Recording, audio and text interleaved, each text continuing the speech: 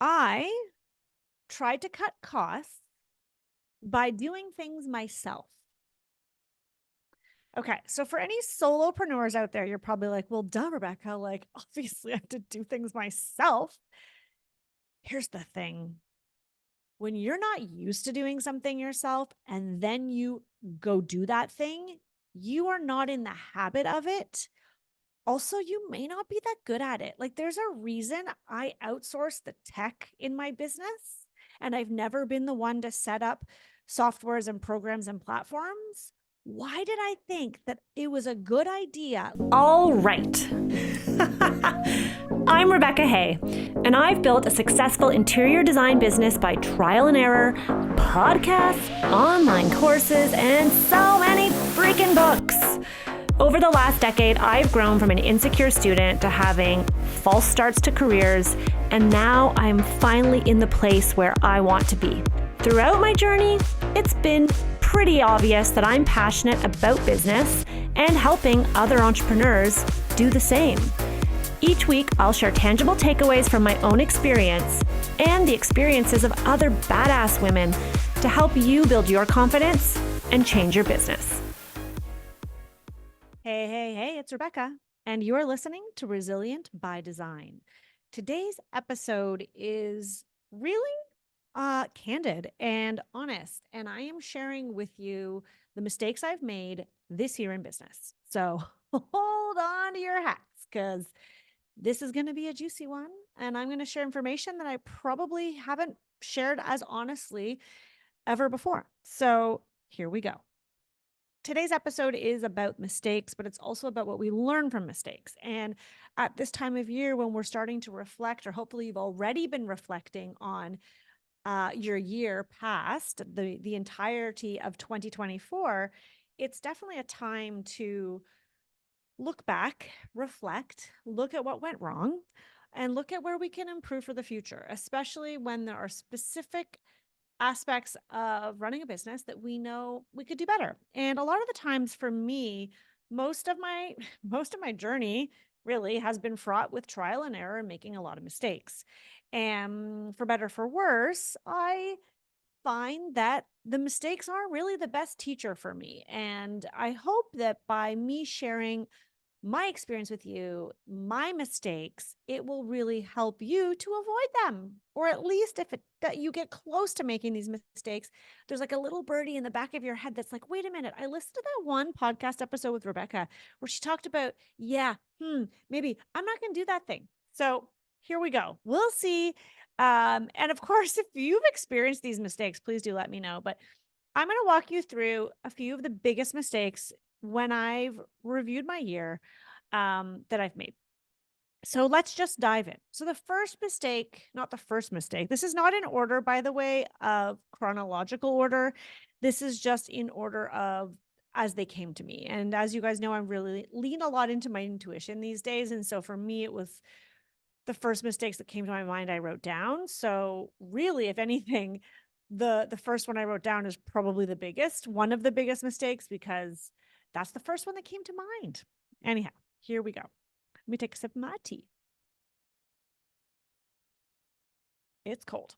All right. Mistake number one. I kept employees on longer than I should have and longer than I needed them in my business. And I paid the price. So let me get clear on this. I have a tendency to keep contractors, employees on much longer than probably I should because of multiple reasons. One, I'm nice and I'm really hopeful that things are going to work out. Two, I'm always afraid that as soon as I let someone go, I'm going to get really busy and I'm going to need them again. And three, I'm sometimes not always paying attention to the numbers. As much as I've improved, there are times where I'm not really paying attention to the bottom line and looking at profitability. And so what happened to me in January, which is why this is the first mistake, because as soon as I close my eyes, all I see is this, I had a hard reality when I looked at my books in January and I was reviewing the numbers from the year prior. And I noticed, oh my God, I can't afford to keep certain people on my team because those certain people aren't growing sales, aren't contributing to bringing in revenue. And in fact, they are hurting my profit because I'm paying them when I don't need their services. And this had nothing to do with ability to do the job or dedication to the business or the company or to me, but it was a realization that I did not need certain people in certain roles, but I waited too long.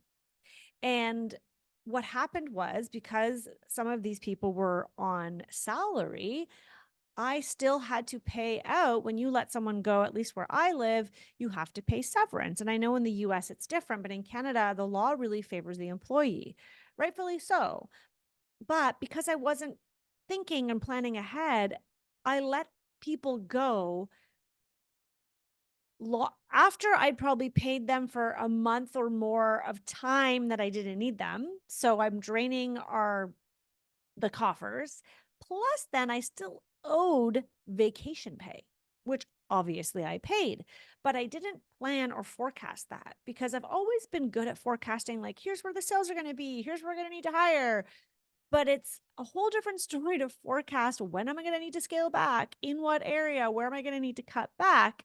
And so, what I learned is I need to also forecast and plan for when I don't have the revenue in a certain area, or when I don't have the need for so many hours, or when we're not being as efficient with our time. And so that is something that I definitely learned the hard way. Several $1,000s later, I was paying for people that I really didn't need. And it was like they were having to fill their time with tasks that really weren't moving the needle. They knew it, I knew it.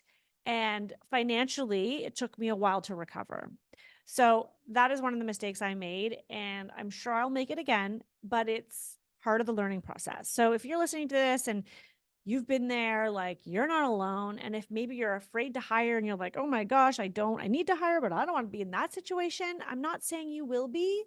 I don't think that should stop you from hiring. Absolutely. Please do hire.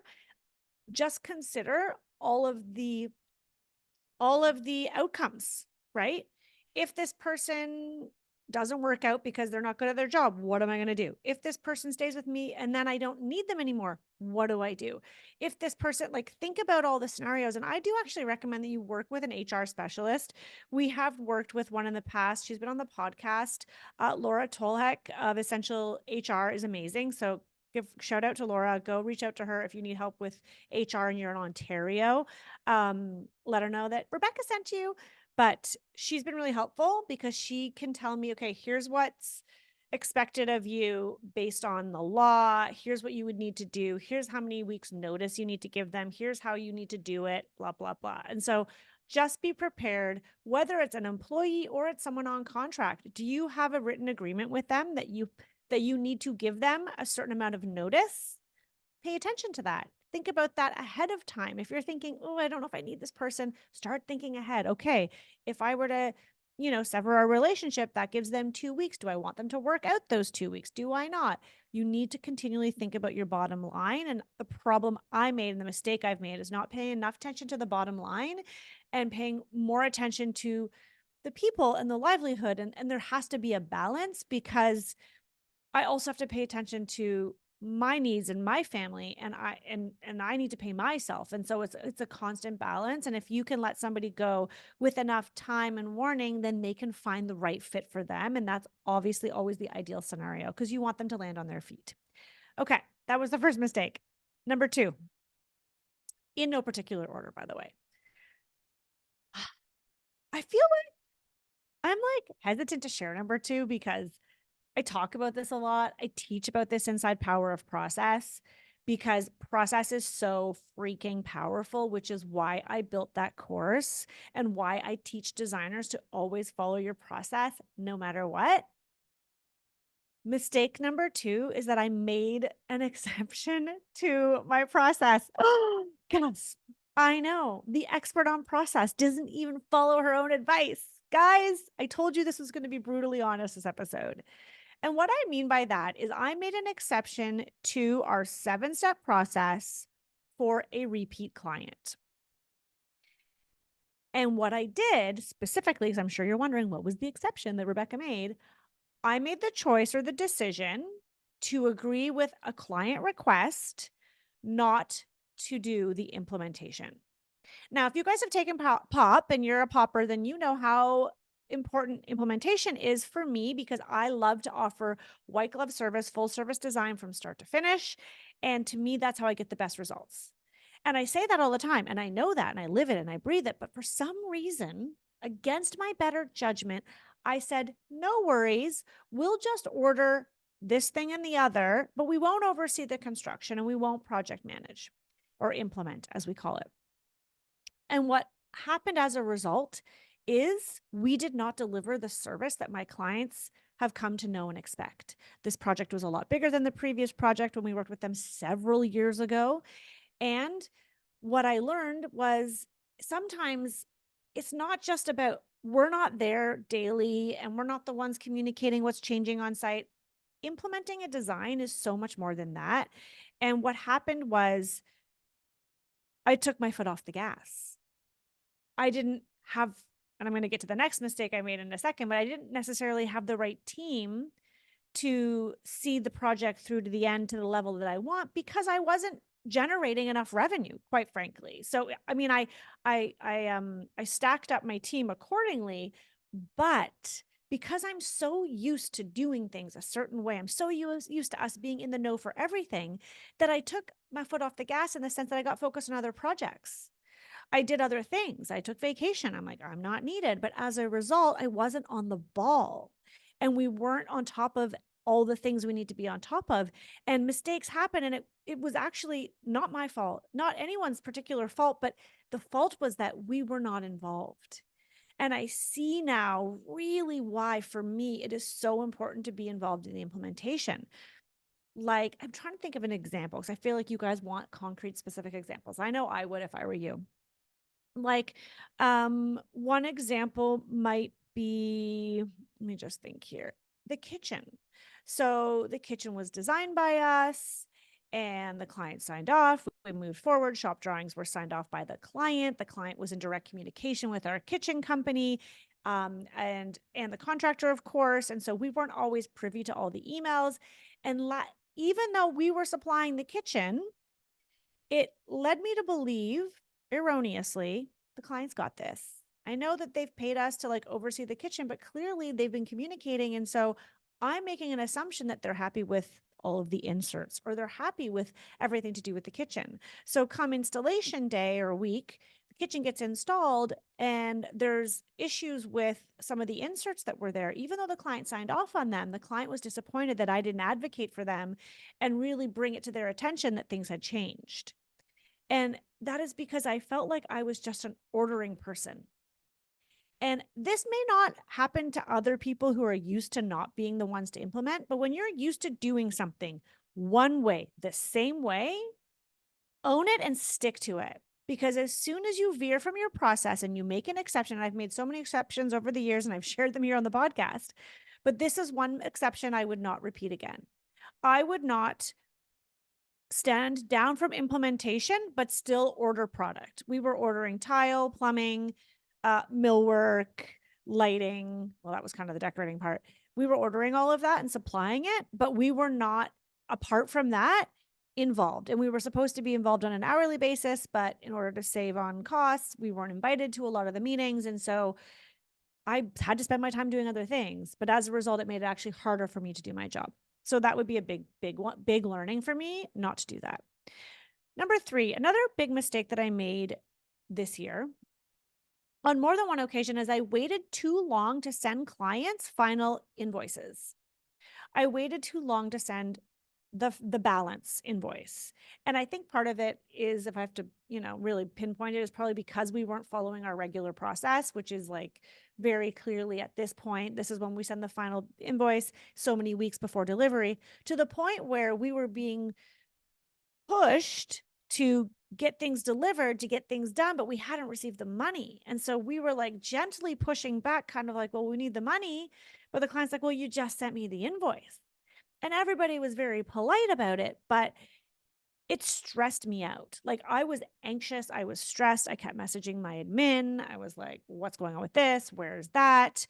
Do we have an answer yet? We were negotiating, not negotiating, but we were conversing back and forth about this, that, and the other with the client. And they had a question about that. And even though there wasn't a lot of variance really in the balance invoice that was owing, we still needed that remaining 25% before I could place the final payment for the carpets, for the kitchen, for the custom furniture before it was delivered. And so it all worked out in the end, but I definitely waited too long. So this is another reminder for you to have it super clear.